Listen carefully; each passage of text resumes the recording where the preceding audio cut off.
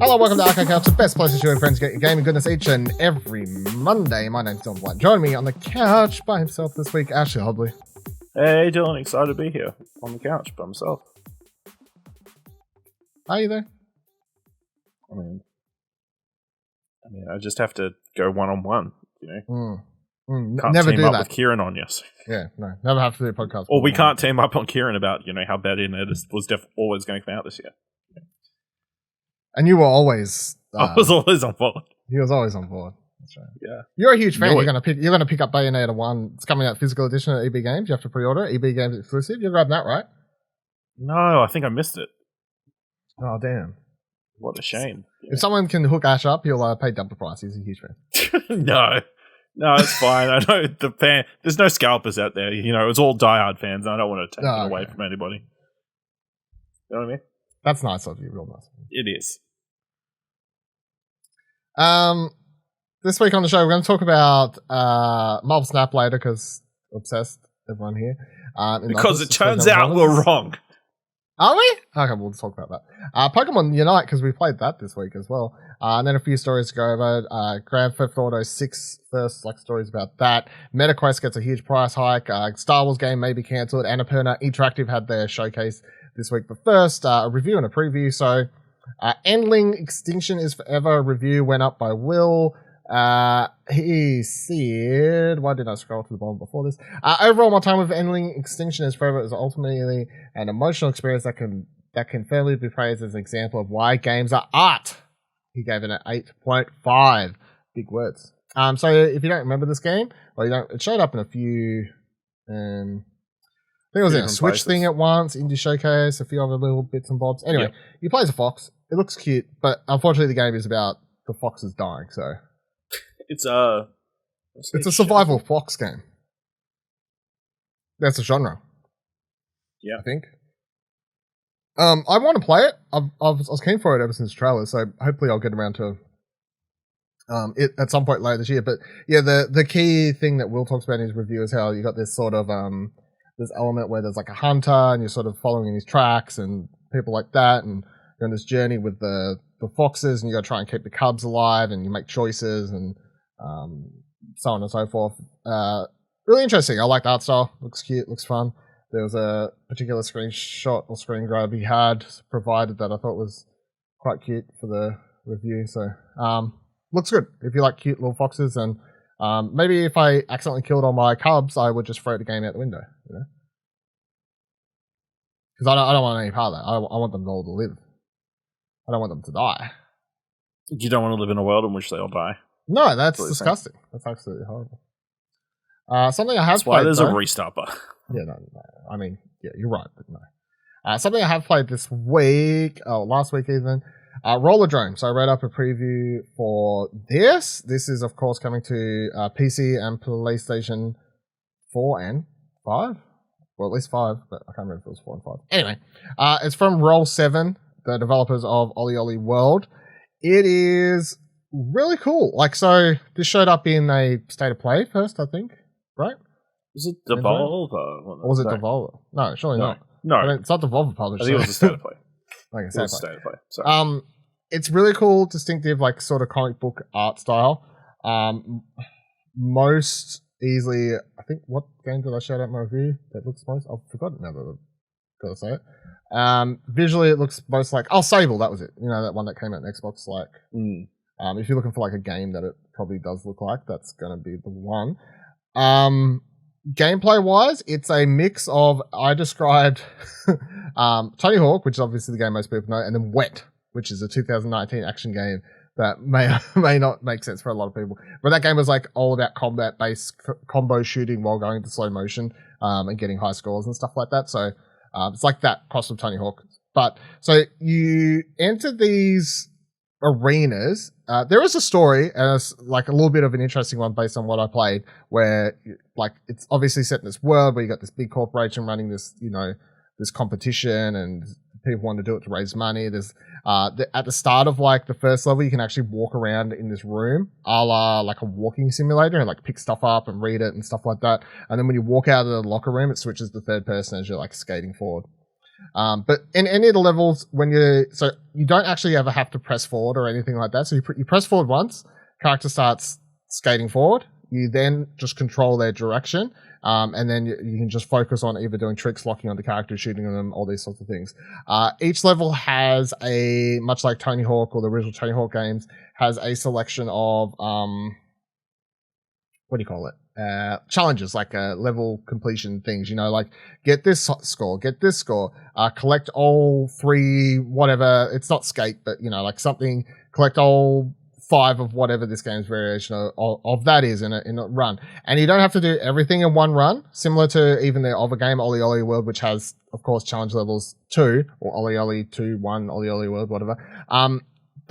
You can like just focus on getting the, say, $500,000 score, and then you can come back, replay the level, and you could just do one challenge per run. You don't have to do them all in one. That's not a thing. But the main focus here, especially as you're like trying to clear a level, to finish it, you do have to survive. You have to not like die. There are enemies shooting you, and you have to kill all the enemies while trying to do what you do. And the number one thing I think question I had, like based off the trailer when it dropped, was why are you really doing all these backflips and stuff while you're like trying to shoot people? Why wouldn't you just skate along and it probably makes more sense not to do backflips when you're trying to shoot people. I'm sure it's easier to aim if you're not doing that.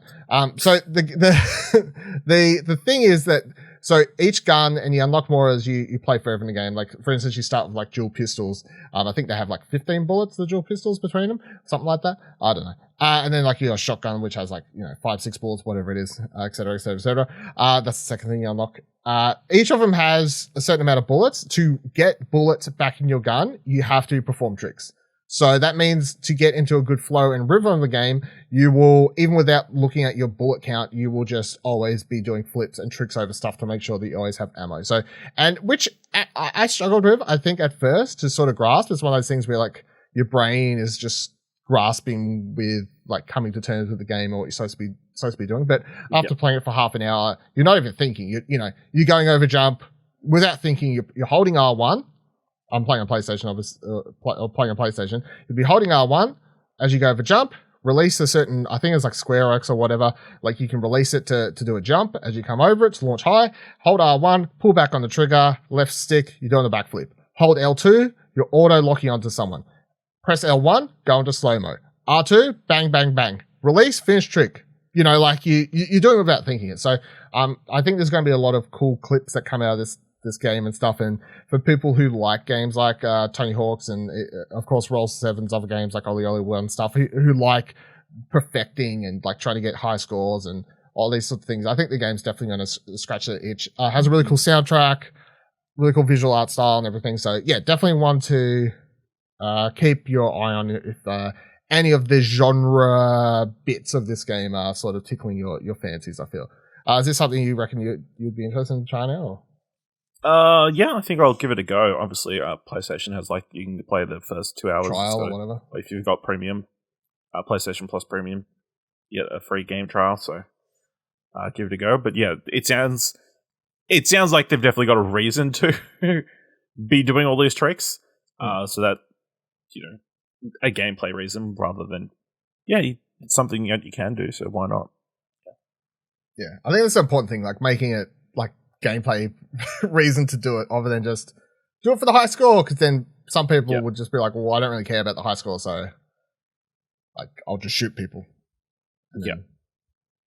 I guess that also rules. We were speculating it potentially could be multiplayer, but that kind of rules that out, I would assume. No multiplayer. There is a mode that was locked on the home menu that said you had to beat the game first or something. I don't know what that mode is, but I'm going to say it's definitely not multiplayer. It'd be weird that lock multiplayer behind beating the game or some weird shit like that. Yeah. So no, just like a single player. Yeah, probably. Yeah. But yeah, just single player. And again, weirdly or oddly good, or at least intriguing story elements are hidden in the background as you play.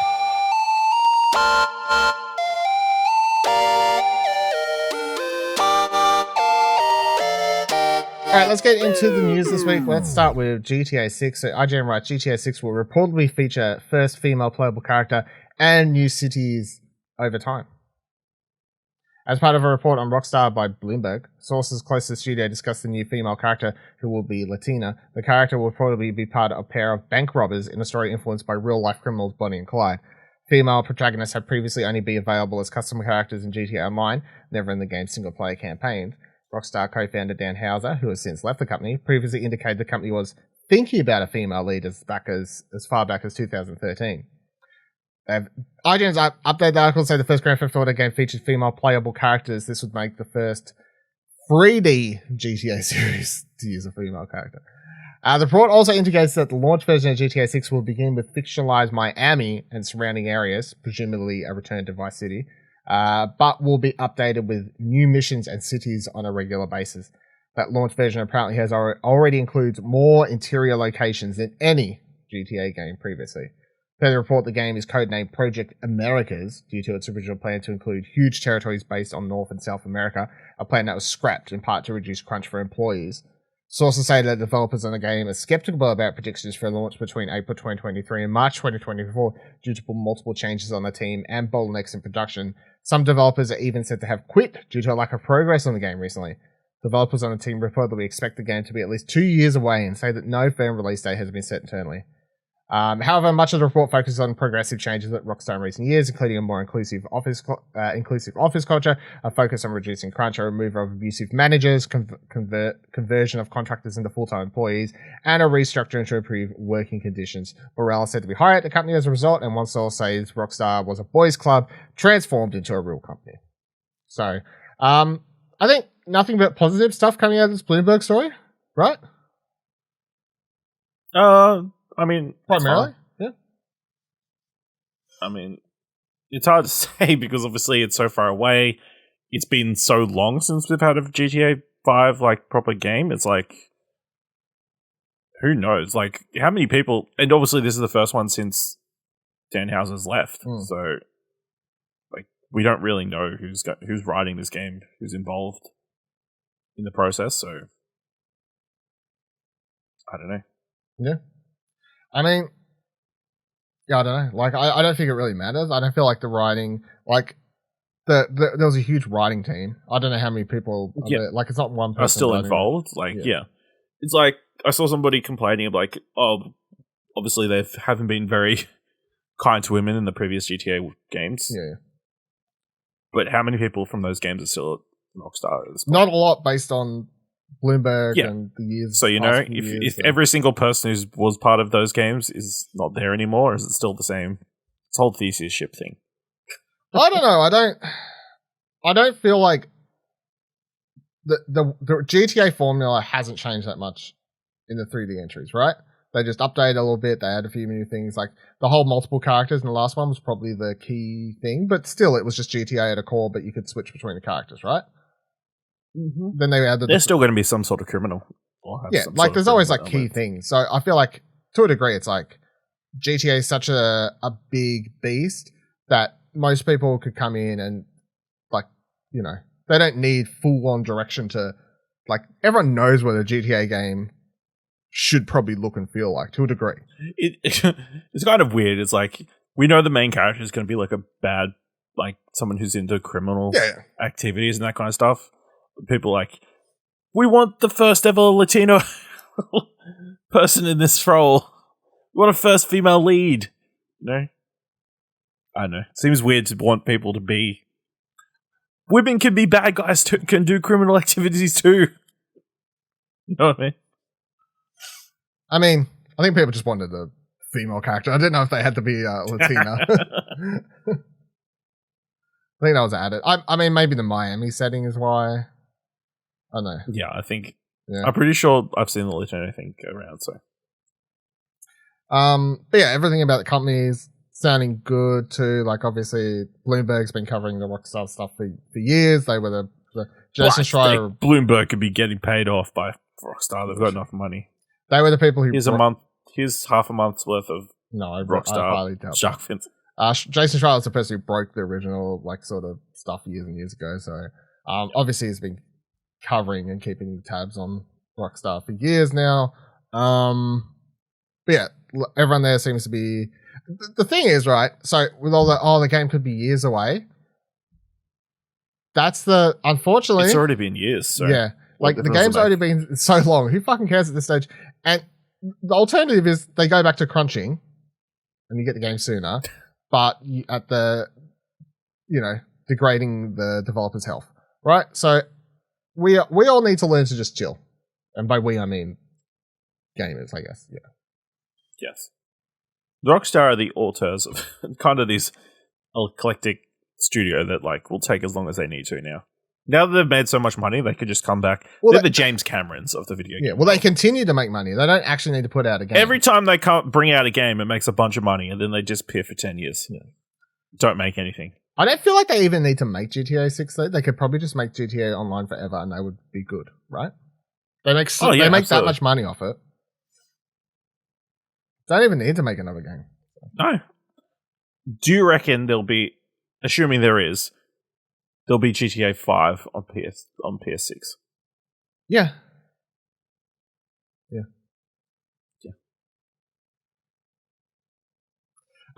Next one's interesting. Do you reckon they'll combine the online modes from 5 and 6, or they're going to have to be separate? I don't know, actually. I don't know. I know. That's like the weird Overwatch that's 2 the thing weird that they're trying to do. Yeah. Next one is from The Verge. Interesting thing that's happening on Steam. So they write, Valve is making a big change to the way developers can market their games on Steam.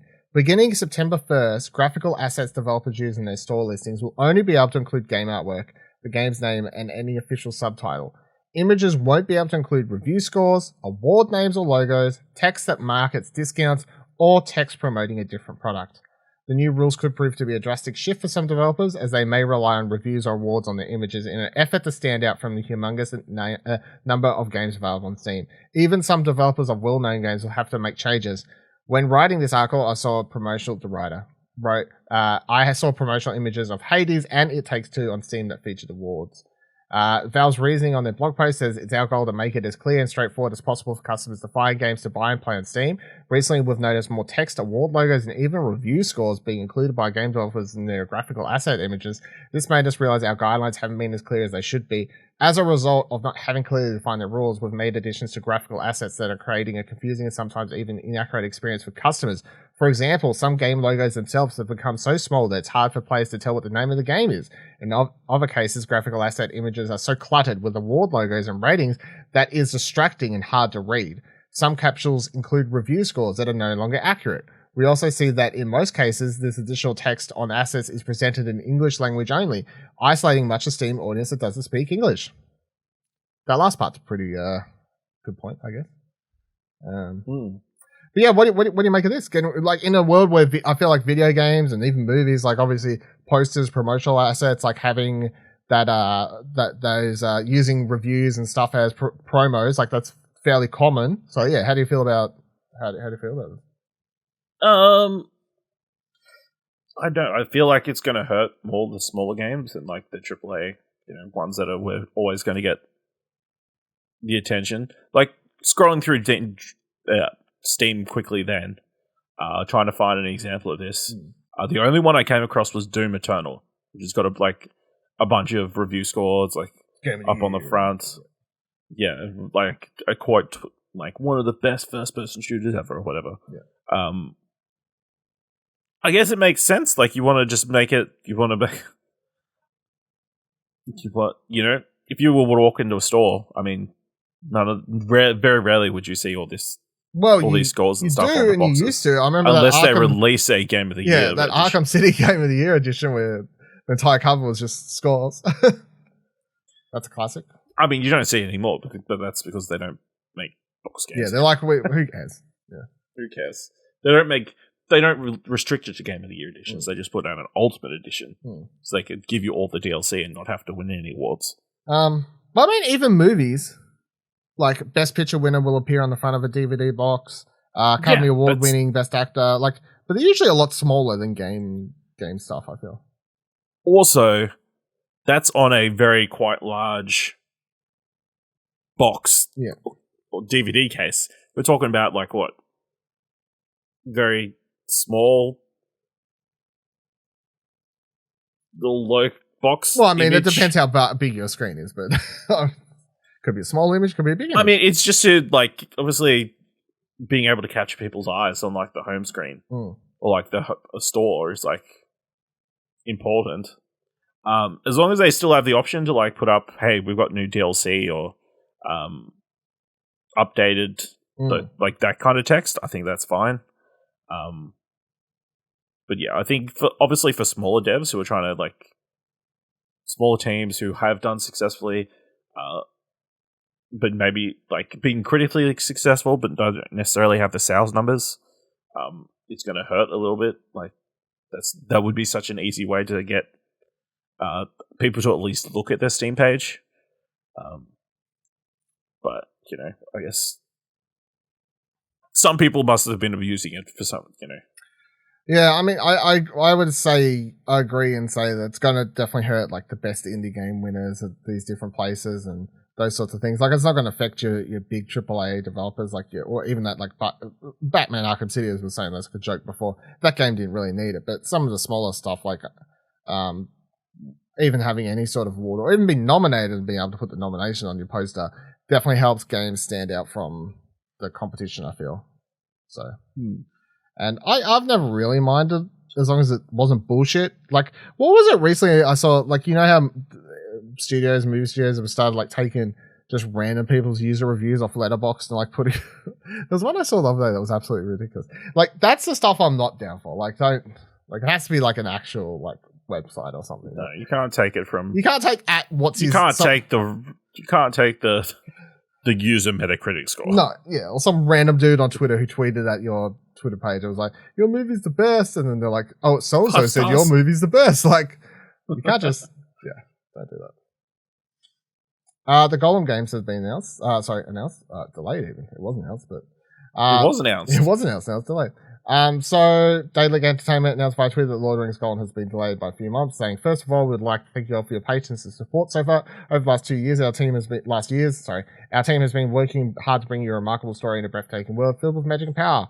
Blah, blah, blah, blah. That being said, in order to deliver the best possible experience, we've decided to push the release of the Lord of the Rings Gollum by a few months. We'll update you with an exact timing in the near future. This is disappointing because, well, if anyone was looking forward to it, but also B, the game was going to get, I presume, a help in sales because it was going to launch right alongside the debut episode of The Rings of Power on Prime Video. It was coming out the exact same day. So, I don't know, like, you know how we talk about the Lord of the Rings, the Last of Us situation with the game. Doesn't matter if it comes out now and the TV show's out months from now. I don't feel like it's the same for this. I feel like this actually launching alongside the TV show would have definitely helped the game. Or maybe the show is going to be such a huge success, there'll be even bigger anticipation for anything Lord of the Rings related. Yeah. I mean, right off the bat, you know, if it's delayed and they need more time to make it good, let them do it. Yeah, that's fine. Maybe it also helps that they're not next to each other because obviously it might have been jarring, like the art style, in comparison to the realism of the actual TV series. You know. Also, in the subject matter, is definitely not going to involve Gollum or anything. I imagine. I don't think Gollum is going to show up in this TV series. No, I don't know. I don't think he's quite that old. I don't know. I think he's old. He was old, like, but I don't think he's that old. So. No. So. Yeah, I guess we have to wait and see. Wait a couple of months, whatever that means. A couple of months, my precious. Yeah. Let's say next year at this point, to be honest. Like, yeah, it will be. Yeah. Probably. Don't put that shit out in December. But if you're looking forward to Lord of the Rings, make sure to check out our new podcast, the Lord of the Rings Extended Middle-earth podcast. Cross promotion over here. You can find that on all good podcast services by searching for Lord of the Rings Extended or Lord of the Rings Explosion Network. I don't know. Search whatever you want. You should find it on your podcast service of choice. We are currently doing a discussion of each of the Peter Jackson films in the lead up to The Rings of Power, which starts on September 1st, and we'll be talking about it then on that podcast if you want to hear Nick, Ash, and Kieran's thoughts on the Lord of the Rings Prime Video series when it launches. MetaQuest 2. So the price is going up and shit's fucked on this. So just a quick shout out. I don't know if this helps by the time you're listening to it, actually. No, you're fucked by the time you're listening to it. So, but just so you know, you're listening to this 6 a.m. Hey, you should have bought this before. You should have brought this before. But so the price is going up nearly 150 Australian dollars for the MetaQuest 2. 150 bucks. That's quite a big increase. They've said, Meta/Facebook, whatever you want to call them, have said the reasoning is because of the prices of the parts and the shipping and all this stuff, which, look, I do believe that is, like, I don't think it's bullshit, but damn, it sucks. And I also think it's true because it's well known that they will probably it's well presumed that they were taking a loss on this. As is. They said that any new headsets that you buy after August 1st will come with a copy of Beat Saber, but I don't think that really makes up for the cost. So, you going to run out and buy one of these off Amazon now, or? No. Okay. I mean, yeah, it makes sense that the price is going up because everything is going up. Inflation is crazy at the moment. Parts are hard to find.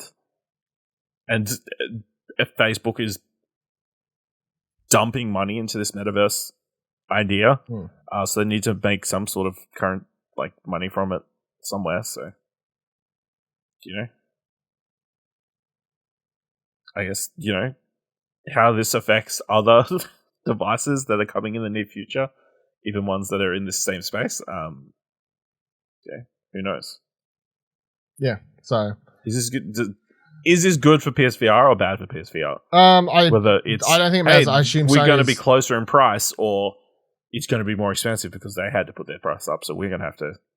I mean, I don't think it's going to be cheap, but I also presume that Sony, much like the PS5, will just take a loss on the PSVR 2. So they ain't trying to make money off that thing. They ain't trying to make money off hardware. Not at launch anyway. They try to make money off later. So, but we shall see. So if you somehow manage to hack into the website and listen to this prior to Monday when this drops, go buy yourself one now if you want one, because you'll save $150. Star Wars. So Games Industry.biz writes Star Wars Knights of the Old Republic remake delayed indefinitely. As reported by Bloomberg, the pause comes after the publisher fired both its art director, Jason Miner, and design director, Brad Prince. The remake was announced last year and has been in development for 3 years so far. The report goes on to say that during June, a demo of Vertical Slice was complete with the intention to show it at Asper's partners Lucasfilm and Sony. However, the studio leadership told staff that the demo didn't meet their expectations and the title's development was indefinitely halted. A source told Bloomberg that a large amount of time and money went into the Vertical Slice and the game's current direction was unsustainable.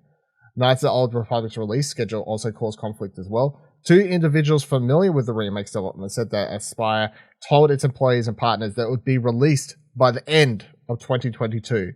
They went on to imply that the title may have a target release window for the year of 2025. Yeah, look. I don't know what. I can't believe they announced it when they did. I can't believe they thought the shit was going to come out in 2022. I can't believe that studio was doing such a massive project. I can't believe that it was such a massive project that this small team, and relatively small team, like in comparison to other stuff, like Aspyr Media, who mostly have done remakes, HD remasters, had to do a Vertical Slice, which you usually only do for E3 or something because you think the amount of money and time for it is worth the promotional, like the sort of gain you'll get back on something. I can't believe they had to do something like that. Yeah, I don't know. Yeah, what do you make on all this? Yeah, it's bad. Yeah. It sounds like, the studio kind of imploded on itself, like trying to make this happen. This is disappointing because obviously a lot of people were excited about the potential of this game coming out, and who knows what's going to happen with it now? Are they going is it going to be cancelled? Is it just done? Is Lucasfilm and Sony going to try and find somebody else to make it, or lots of questions? By the way, this is why anytime, what's my top favorite game from the thing? Oh, my favorite thing from it was the announcement of coming out straight away. Jedi, Knights of the Old Republic.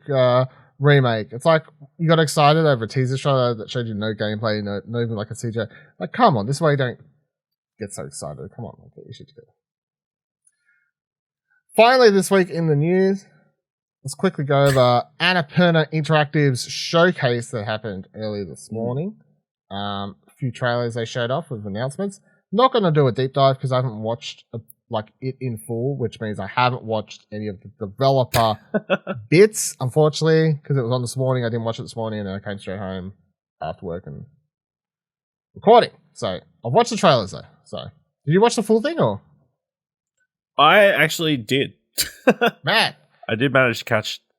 It was only half an hour long, so I mean, What do you think? Yeah, solid. Annapurna have their own style of doing things, which I appreciate. They like go to each of the studios and like have little video segments. I think the one that like got me was I can't remember what was the name of the studio. What do they do? What do they make? They haven't made anything yet. They're working on a game. Cardboard Computer, Yarn called Dreamfield. Owl something. Yarn Owl. Yarn Owl. So it's two dudes. One of them was just like creating art for a video game on Twitch, and then another guy was in the chat, and like they teamed up, and they had never met before until they made this video in person. Really? Yeah. Oh, Annapurna obviously flew them out to each other, so it's like a documentary. That's like a Netflix series.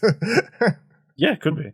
But yeah, that's really cool. So, I like the art style. I love they do like the map thing where they like go over all. They did that again like last year. So, as a presentation, it's pretty solid. But games wise, I think it didn't like blow my socks off like I was hoping it would. There are definitely some cool games there and cool concepts. But yeah, I think the best game that's there we already know about, and like we're all very excited for. So, what's that? Thirsty Suitors. Okay, we'll start with that. So, Thirsty Suitors showed off a gameplay, described how the game works a bit more. Do you want to try and explain this for people who? Because I don't think we've seen this since last year, have we? Have I missed that? Like, well, it was at Tribeca. Like, oh, that's true. Yes, you're right. Yeah. So, pretty hefty presentation there, I believe. So, good point. Do you want to? Yeah. So, how do you explain Thirsty Suitors to someone without just being like? So you play as a young Southeast Asian woman who's you play as a young woman who's the daughter of Southeast Asian immigrants who's going back to her hometown and having to deal with all her previous relationships. And you do that by cooking and skating and other weird forms of combat. Thirsty Suitors. Thirsty Suitors, yes. Including fighting your 7 ex-Thirsty Suitors. Yeah. Yes. It's Scott Pilgrim. It is Scott Pilgrim. But like a RPG and narrative. But less fighty. Yes. It's Scott Pilgrim with less physical violence.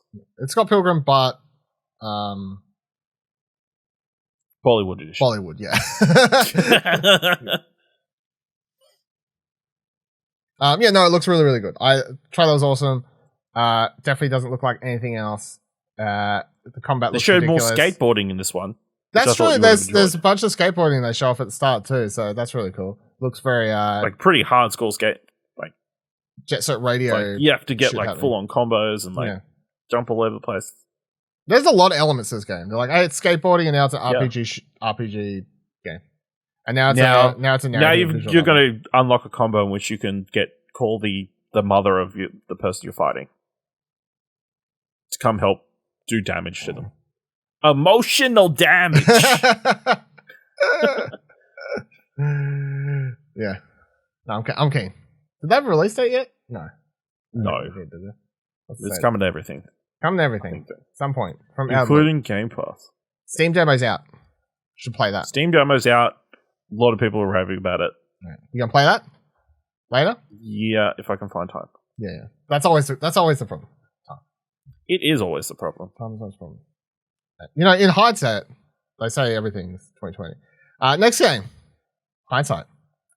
So this is I don't know, just like this game's like to me, this is one of those games you watch a trailer and you just go, well, this is a game that's going to make you sit there, headphones on, and go, man, life is heavy. You know, like, because wow, life is strange. Yeah. I don't know if you'd call this a puzzle game as much as like it looks like it's just a like experience. Is that? Yeah, I think. Yeah, it seems like it's evoking more of their games, like what is. Yeah. What remains of Edith Finch, which is in later. Yeah, and that kind of stuff, and but like you're doing those things, kind of experience, so like, or even or like even, the last days of something. I can't remember. Well, I was gonna say even what the fuck is that Australian game that we all love, but then the developer fell apart because he was Florence. Yes, Florence.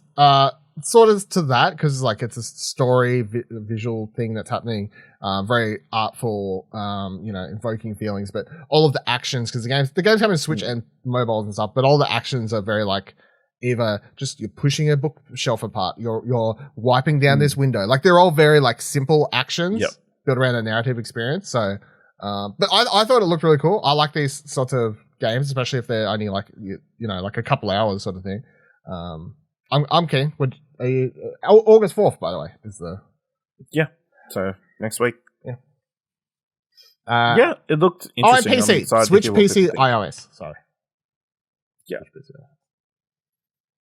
I'm excited to see next one's Bounty Star. So this is the mech farm game. Which I don't think we saw a trailer for last time. They just showed a poster. Farm Bounty Hunter game. Yeah. Or they had a teaser trailer or something, but I don't recall seeing gameplay last time they showed up. But the gameplay was intense. Like, they were like, this woman's like running a farm and she's like, man, shit's fucked. I gotta get out there and fix this crap up. Like, and then next second it's like a full on like Gundam like fighting game. Look, it's wild is what I'll say. It is. It's wild. Like there's a lot of mech combat. There's a lot of stuff happening, but then also the characters, like, well, the character, I guess, the main character, see, like, and there's base building or whatever else. So yeah, it's a combination of a lot of things. I'm definitely keen to read about, check more stuff out. It's not coming out till next year, so I will see a bit more and hear a bit more before it releases. But yeah, based on this, are you like, this is something I could be into, or are you like, no, fuck this? Yeah, there's definitely an element that's like, yeah, this is something I could be into. It depends on the balance, I guess. Probably the easiest way to explain it. Yeah. And then we got Outer Wilds. So it's coming to current gen consoles. Presumably, like, I don't think there's anything other than 60 frames per second. Maybe it looks a bit better, I guess. But yeah, it's just coming to current gen consoles and you get a free upgrade if you already own it. So cool. Again, if you don't know what that game is, very cool. My head could not handle it. I appreciated it for what it was. I've watched people play it. I've read about it a bunch, but it's just a game that I was like, I can't play this. This is the game I'm better off appreciating by watching someone else play rather than playing it because I'm just like, it's still in my head. But really smart game. Yeah. If you like puzzle games and stuff, I definitely would get into that. What Remains of Edith Finch is also getting a 4K 60. I don't know if there's anything else other than that, but upgrade for PS5, Xbox, current gen console release. It's out right now. You can upgrade your copy for free. Makes me want to play it again. Kinda. Don't have time. Is the platinum hard? I never even got the platinum because I played on PC is the thing. So like, but I'm like, oh, I could buy it on PlayStation now. Maybe. Don't know. Yeah, maybe. Did you ever play this? No, I didn't. You should play it. I should. It's really good. That's what I hear. It's really good. So if you haven't played What Remains of Edith Finch, and you don't want to play it because it was this narrative game was too slow at 30 frames per second. Yeah. I mean, it's not really a game you need 60 frames but sure, it'll help, I guess, a little bit. I don't know. Anyway, cool. Then we got Flock. This looks really cool. I don't really fully understand what you're doing, but so it's a game which has a cool cutie art style. I think hashtag cuties certified. Okay, I was about to ask, do you think it's cuties approved? I'm going hashtag cuties on this one. We'll give this one hashtag cuties. So you fly around on like a cloud or some shit. And there's like all these little bird critters and other types of creatures and stuff. And I think you just like sort of you collect them and they join like your herd of creatures flying around. You can fly around with someone else in co-op too. I don't really know what you're doing though, is my thing. Like, have I missed something? I mean, look, I think you play as like there's birds with like really long tails. Yeah. I think you play as those and you're trying to collect as many of the smaller birds as possible. Yeah.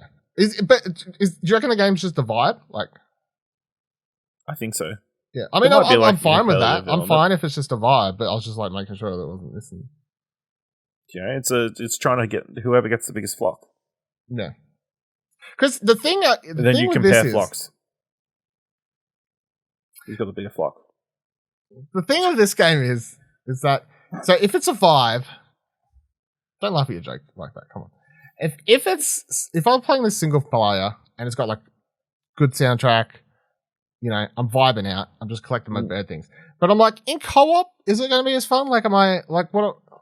Is it going to be as much of a vibe? It's not really a vibe, you know. Someone? It feels like more of a singular experience. But either way, it looks again. Hashtag I'm going QD certified on this one.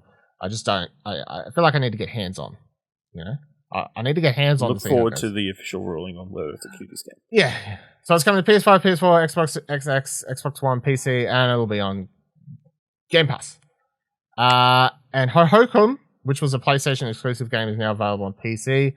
That's out now. I did play this, but I never actually liked it. So if it's similar to that, maybe I won't like the other game. But I mean, I didn't like hate it. I just like it wasn't my type of vibe. But similar thing. It's just a vibe. It's a vibe. Then we got a trailer for a game that doesn't have a title or anything. It's just like, hey, Kida Takahashi, I think that's how you say it. The dude who did Katamari Damacy, he's making a game. Get excited. It's about a boy and his dog. Yep. I'm down. I mean, I like dogs. I like the boy. I like the art style. I don't know. Yep. Look like I hope it comes out and it's called 3 question marks. Yeah. I hope so too. I mean, honestly, I feel like they would do that. So, well, he would. So, then we got the Lost Wild.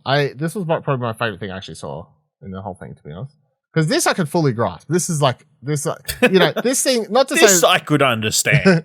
Not to say it was simple concept to me. I mean, look, you play as a person who's about to get eaten by dinosaurs. Let me also say, I think the other thing is that I got really into dinosaurs this year, right? So I really enjoyed on the What Do You Want to Watch podcast feed. Really enjoyed watching Jurassic Park movies in the lead up. Loved all of them, right?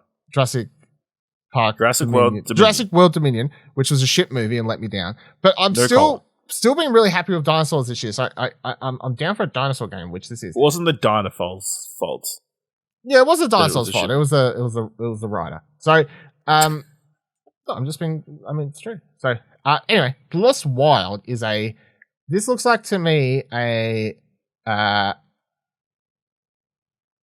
As the kids like to call a walking sim or whatever we call it. Like to me, they're just like narrative games, right? But that's what it looks like to me. It looks like it's in that genre, but dinosaurs. It doesn't look like a survival horror game. It doesn't look like anything like that. To me, it looks like it's a narrative-based like walking game, but there's dinosaurs. So like Firewatch, anything like that. Firewatch, Gone Home, whatever else. What Remains of Edith Finch. Any of those sort of genres, whatever that genre is, it looks like this. That's what I think this is. I don't think this is a survival horror game. You're going, Dylan, it looks like survival horror to me. I'm saying it's not. Dylan, there's dinosaurs that are going to try and kill you. I don't feel like that walking simulator quite fits that genre. Why not? Because they're trying to kill you. If it's given a horror vibe, then it's not a horror. It's a horror game. So you're telling me you're not going to play this? Maybe. Not likely. You don't like dinosaurs? I like dinosaurs, but I don't like dinosaurs attacking. Well, Ash, I hate to spoil it, I don't like them attacking me in the dark. I don't like them attacking me in the dark when I don't have a weapon for them. None of them were attacking you in the dark in the trailer. They were attacking you clearly in the day. Front on. What? It was like, okay. It was darkish, raining. Yeah. It's clearly nighttime at the end. Yeah, it's nighttime then. But they're also like out in the wild. You're like out in the open. You're not like in the corridor. They light the flare here. They do the whole Jurassic Park thing. Yeah. I think it looked cool. I liked it. I think it looks cool. It looks pretty But, too, like graphically, like high density forestry and whatever else. So. It's the most realistic thing from Annapurna I've ever seen. You know, other than dinosaurs not being around anymore. Super realistic. But still, even with that, it's still the most realistic thing. So. Yeah. It's more realistic than the plot of 12 minutes, that's for sure. I think we're having like a dinosaur renaissance, right? I don't know. Did dinosaurs ever die? I mean, like... I realized as I said it, I was like...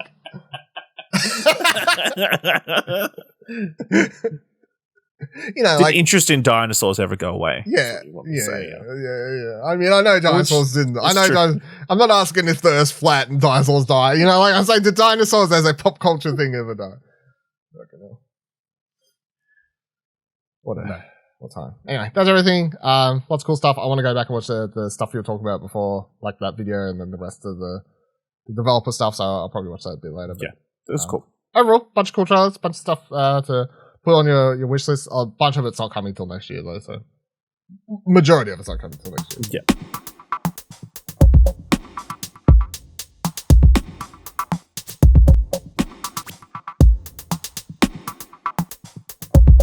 Marvel Snap update. Oh, Snap. How are you going? What are your decks at? What's your rank? Hand, right? How are we going? Well, let me have a look. Yeah. So, because I know we've both been going hand still. Yes, my rank is 42. All right. My collection score is 169. I got up to 49. I dropped all the way down to 37. Can we just right off the top? Yeah. Last week we talked about Pokemon Snap. Kieran's all on here. Oh, it's super easy. It's all bots. Beating everybody all the time. Pokemon Snap? What you do is you just snap straight away. Yeah, don't do that. I'd like literally to clarify, 2 minutes after we finish recording, he's like, damn, this is bad. I lost like 3 of these in a row. Yeah. So I feel like I'm going to... So the reason I keep dropping and going up too far is I'm not snapping too early, but I'm really bad for like getting right to that last, turn 6 out 6. And it's like... I've got him. I could back out or I could continue. And I'm like, if he plays that over there, I'm good. But if he plays it over here, and I'm assuming he's got that card, because I'm at the stage now where I kind of know like the meta, cards? Quote unquote meta. I'm like, I'm good. And nearly every time they play exactly where they need to win and not where like, I'm like, fuck. And look, it's not even like a skill thing because there is an element of like, like literally if they played it there or like, there's no reason. Like it's just a flip of a coin and I'm getting fucked every time. So, but I'm just like, nah, I'm all in. Fucking YOLO. Damn it. I lost. But yeah, so I've dropped up and down so many times. And that was after like a few days ago, I asked you about this and I said at the time I was at like the highest I got to is like 45 or something and I dropped back down to 39 or whatever. And I got back up to 49 and now I dropped back down to 37. Anyway, I'm back to 41 now or something. So I'm having the time of my life up, down over here. Yeah. In the 40s. A lot of fun. What's your deck? What's your deck tech? I mean, my main deck that I've been using is just like the basic one with a couple of augments based on what missions I had to complete. But I've currently got one that's like based around destroying cards because I had like a destroying cards one with like Carnage and using like Wolverine who's like got the abilities that every time he gets destroyed, he just pops up somewhere else and that kind of stuff. So yeah. Just I haven't gone deep and like going like how should I build something out? Like I don't know. I think if you want to build a deck, you need to like pick a very select number of cards and like build it from. Well, the problem is, if you want to build a deck in this game, there's no way for you to, even if you wanted to pay and get the cards you want. So there is an element of like most of my decks, I know there's cards that I would like for them, and I've had to fill those spots with other things. Like I've seen the cards, I've seen people play them against me and stuff, but I'm like, I don't know when or if I'll get those cards. So you sort of have to make do. I feel like as long as you've got like the core pieces for like the idea of the deck, you can sort of fill stuff. So I've got 1, 2, 3, 4. I've got 5 decks. So I've named them all. Okay. I've got mid-range. I've got Carnage, which is very similar to obviously what you were just talking about. I've got movement, control, question mark, and then the collector, which is the one I've been playing the most of at the moment, which is really good. A lot of a lot of fun. I'm having with this one. But yeah, so like my Carnage one, which I did play for a bit too. And sometimes I'm like, oh, I'll just try and play this. Or some nights I'm like losing terror, like I'm losing a bunch of a deck. I'm like, what the fuck? And I just switch and then I start winning. So like, I don't know. I'm getting lots of opponents who the decks just beat me or something like that. But yeah, so like my Carnage one, it's like Squirrel Girl, Nova. Have you got Nova? Yep. Yeah, because Nova's like a key piece, I feel. +1's everything when it dies. Carnage obviously is the main piece. Wolverine's the main piece. And then Lady Sif. Do you have Lady Sif? Yes. Yep. And then you chuck in Apocalypse. Yep. Yep. And then because Apocalypse really good, but also at worst case scenario, if you Lady Sif your Wolverine comes into play still, even if you discard him. And then I've also got Deathlock in here. Yes. Destroy every other card. Do that. Stuff like that. And then my other, like the collector one I've been playing a bunch of recently, last couple of days, is, so it's all built around, the two main mechanics are, the collector, which if you don't know is when a card enters your hand from anywhere except your deck, he gets +2. So there's a bunch of cards in the deck that can cause that, include stuff like Agent 13, on reveal, add a random card to your hand, so he gets +2. What else is a Cable? Put the bottom card of your opponent's deck into your hand, +2. Sentinel, which you have right from the start. I think everyone has Sentinels, but Sentinels, you get a copy back to your hand. That counts +2, so you can just play that over and over. And then the other thing is, oh fuck, I just took it out of my deck by accident. What the fuck is it called? Hold on, I just actually took it over. Devil Dinosaur. So Devil Dinosaur is +2 for each card in your hand.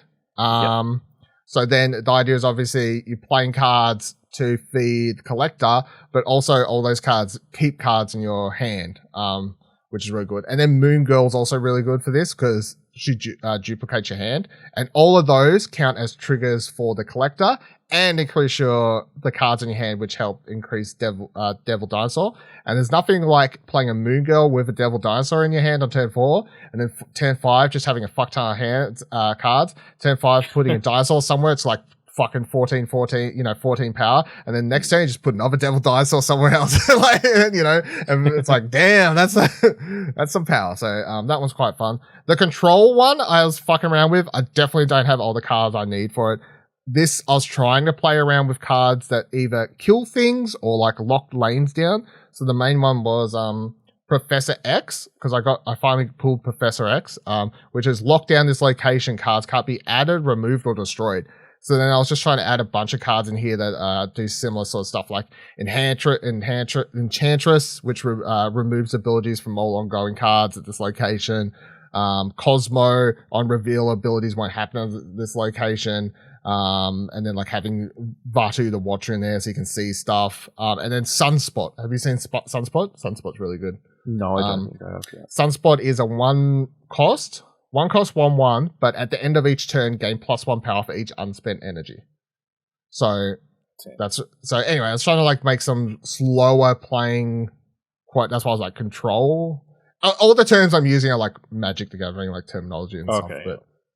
But like controls, like counter spells and kill spells and stuff. So yeah. I mean, what was you saying at the start of the show? Like we are all really enjoying this game, playing a bunch of it. What was the thing? Are we not supposed to like it anymore? What's the?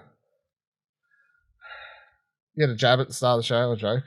We're not supposed to like it. No, I was just making fun of Dylan, Kieran, for saying saying you should snap all the time because it's easy to get ranked so quickly. Oh, right, that's right, yeah. But no, now there's a bunch of players. And it's like, now they make smart decisions. That's the difference now. I mean, you can snap every turn for the first like 10, 20 levels or whatever, ranks. Yeah. Especially if you're versing bots. But at a certain stage, you start versing real players. And yeah, you actually have to use your skill. And me, who I'm very terrible at gambling, and I take a risk. The thing I need to get better at is just being like, I should probably just lose the 2 points here or the 4 points here and back out instead of being like, nah, I reckon I'll risk it. Because I'm always like, I'll risk it, and it never pays off. Like, or maybe like less than half the time it fucking pays off. So, but no, having a lot of fun with the game still. It's really good. I think the other thing is trying to figure out the balance of the power, like how many 1s, how many 2s should you have. Well, the other thing is, so when I first was building the decks, I was like, I need to make sure I'm playing something every turn because there's only 6 turns in the game. So it makes you feel like you always have to play a card every turn. And now I'm at the stage where don't need to actually. Like you can quite often. I'm like, so let's say I have a 1 mana costing card in my hand, like Electra kills 1 mana costing things. Yes. And when I was starting the game, I was just sticking that down, random location, trying to predict where the enemy would put theirs and just hoping for the kill. And now I'm like, no, I'll just wait. Like, why risk it? Well, I can literally just wait till turn 2, especially if I look on my hand and go, well, what's the worst case scenario? Like, if they play something, I can either next turn decide to play something for 2, or if I hate what they've played and I want to actually kill it, I'll just kill it. You know? Like, because quite often you don't actually need to depending on how your deck's built, but that's the one thing I think I realize is you don't have, I know 6 turns seems like not many, which it isn't, but you don't actually have to play a card every single turn. You can miss I haven't played stuff for like 3 by turn 3 and I've still won, you know? I've skipped. Sometimes I've played that Sunspot in that control deck I was trying to build, where I've played Sunspot turn 1, turn 2's rolled around, I've gone, nah, can't be fucked playing anything. So he just gets +2. Turn 3's rolled around, I'm like, nah, I'll just hold on to this. He +3s. And then on turn 4, 5, and 6, I've dropped like bangers in different lanes, and he's already got a bunch of, he's powered up, and that's won me the game. So it just depends on what your deck is, I guess. Like, there's decks you could create literally built around emptying your hand, you know, with, whatchamacallit that gets +6 or whatever. Yeah, Strongman, +6 for emptying hand. So that's obviously a deck where every turn you want to be playing and using every single energy you have. So, yeah, I definitely feel like I've seen some articles complaining there's not enough versatility with the 6 turns and decks and stuff. I would disagree. I feel like at least I have, how many decks did I say? Like 5? They're all very different types of decks. And that's, the game's still in beta and everything, like, and people are still working out mechanics and whatever else. I mean, and they're all played very differently. Like, I've got the movement deck, which is built around like moving, either having cards move themselves or causing them to move. And when that deck goes off, it is hilarious to watch stuff happen. So that's with the key card being Heimdall. Have you got Heimdall? No.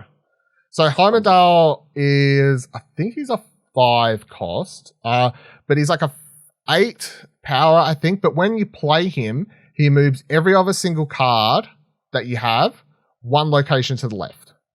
So, but there are a bunch of cards that have trigger effects when they move. So, especially Duplicate Man. So, I think that's what it's called, which is a 3 power for 2, I think. But when that moves, it leaves a copy of itself where you left it. And then there's the other things that the old mate who will like kick things to the left when you play it. So sometimes on turn 3, I don't play, I can't remember what that card's called. Hold on, let me just open the game again. Do my Marvel Snap deck text while we're doing here. Where is it? Movement. What is the card called?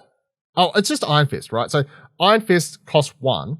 On reveal, move the next card, you play 1 location to the left.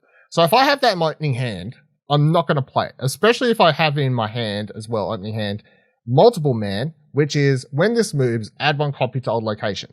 So I'd rather wait till potentially turn 3 to be able to drop them in 1 or play Iron Fist turn 2.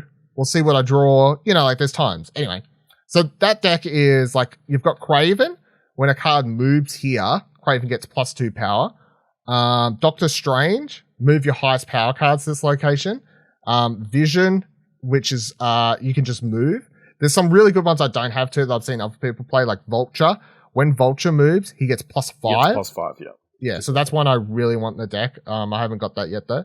But yeah, Heimdall is it's a 6 cost, 8 on reveal, move your other cards 1 location to the left.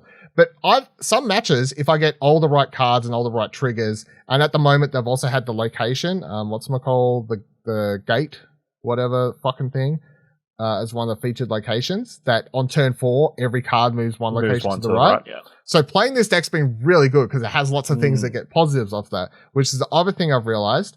Featured location and picking your deck based on what the featured location is that's probably going to come up more often, is also something I feel like would be a good idea to pay attention to. Like, what of your decks is probably going to help you get more wins based on the featured location? So I was playing this a bunch because of that, and I was getting a bunch of triggers, and I was having multiple men bloody duplicating left, right, and center, triggering all these other things, plushing Craven, and then you fuck with people too, because you've got all the lanes set up, right? And they think that coming into turn 6, your opponent's like, all right, this is where everything is.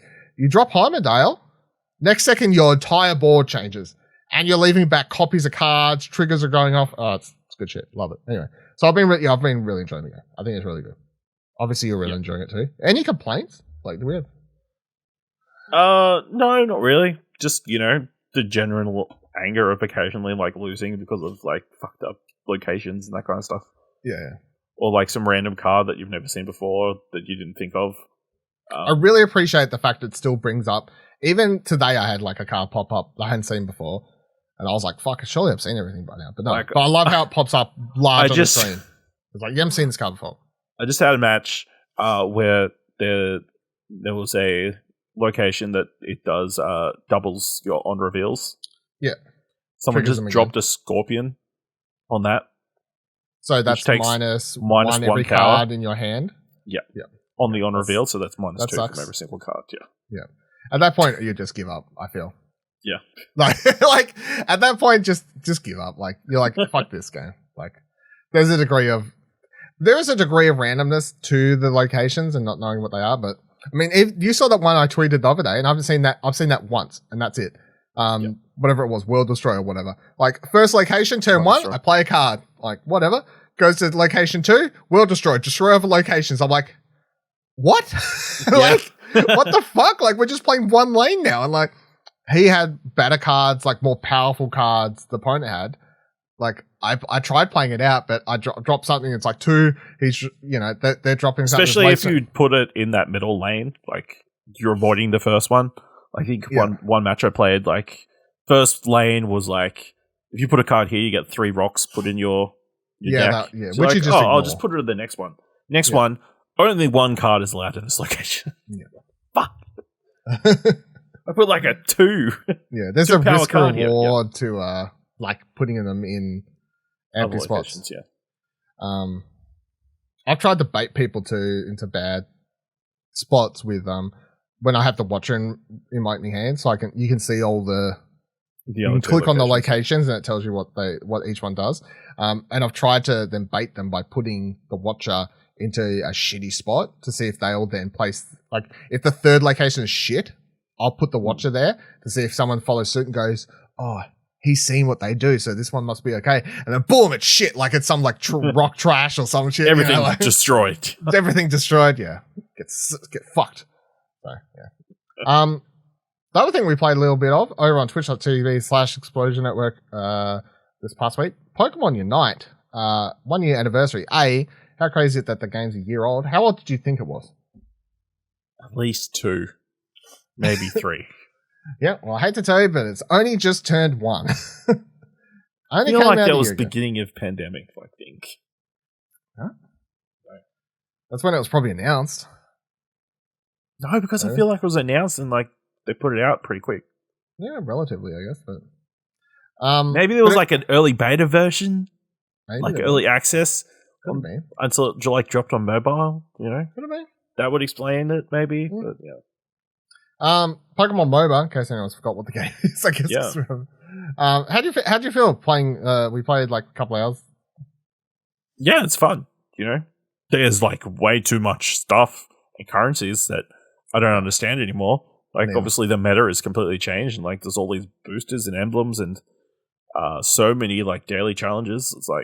It's like I would imagine it's more of a mobile game now than a Switch game. I can't imagine playing that on mobile though. Yeah, it very much sucks with like the touchscreens and. Yeah, I was like, how the fuck do you play that on mobile? Like, yeah, I will say, I don't know why this isn't on PC.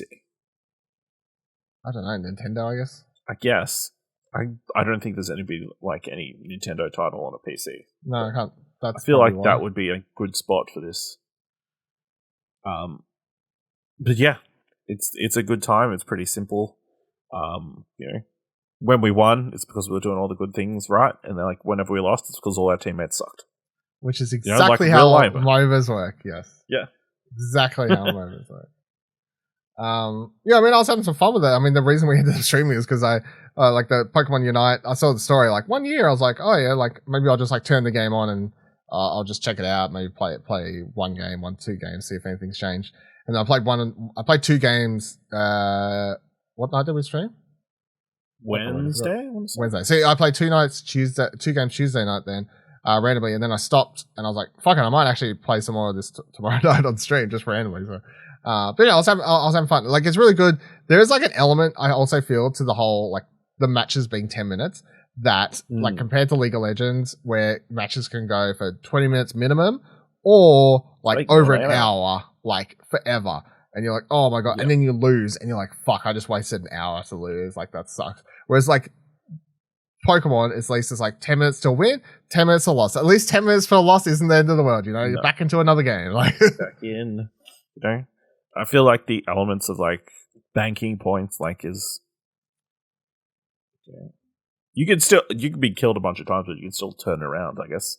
Yeah. That Zapdos is like, key. We learned pretty quickly that people who are focusing more on killing or trying to get kills instead of actually banking points to destroy win the game, do the objective. It doesn't matter how many times they're killing you, if they're not doing that, they're not trying to win the game, they won't win it then. Like you could have 10 kills to 50.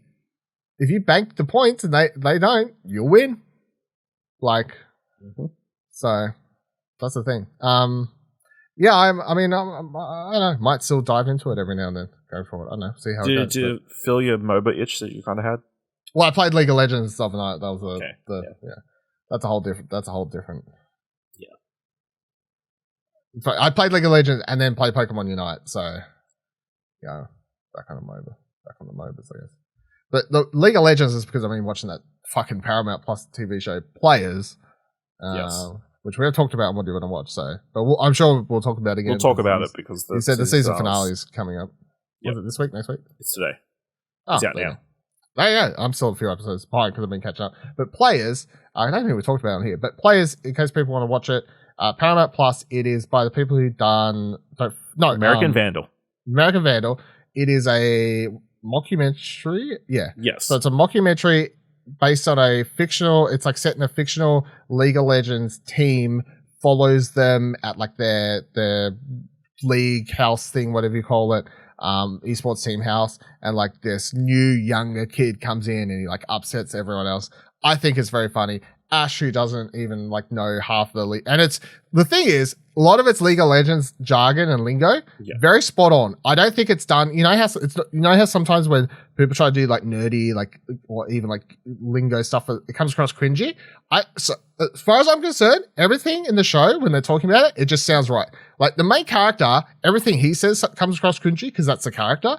But like as far as like people's general league talk, or even when they're filming stuff where they're talking about like filming them at like league like events like tournaments and stuff, none of that comes across weird. Like it all sounds exactly like how it would start. When people are talking about characters and like in the game and what they're doing, and like you have that one episode where they spit it like, you picked the dinger. I'm like, I totally get it. Like, why the fuck would you pick the dinger? Like all that sort of stuff. Like it comes across legit. So but Ashley doesn't really know much about League of Legends apart from that time being here and forcing him to play a little bit. You enjoy it, and as much as not as much, but you've enjoyed this and you've enjoyed in a different way, I think, because as someone who has watched like a lot of sports documentaries and that kind of stuff, I'm coming from it from that perspective, where this is definitely a mockumentary of that kind of a satire of that genre of television, as well as commenting on the League of Legends scene as well, to the extent where it's pulling the graphics from The Last Dance. Does it? With the year, how they go back in years. Yeah, does that do the same? Pulled exactly from The Last Dance. Right. Yeah. Okay. That's funny then. I didn't realize that. So yeah. But no, that's worth checking out if you're into something, I guess. But anyway, that'll do it. I think. I was like, what the fuck are we? What show are we on? That'll do it for this week's episode of Arcade Couch. Make sure you let us know any comments, questions, concerns, whatever else we've been talking about on our Twitters, Discord, explosionhour.com/Twitter, explosionhour.com/Discord, takes you to either of those locations. If you thought this episode was very good, check out explosionhour.com/support to donate as little as $1 to help keep the show's lights and website going. Check out the review preview mentioned up the top. Will's review for Endling Extinction is forever, and my preview for Rollerdrome as well. Of course, will be in the links below in the description, etc., and everything else, explosionhour.com. And until next week, same time, same couch. Goodbye.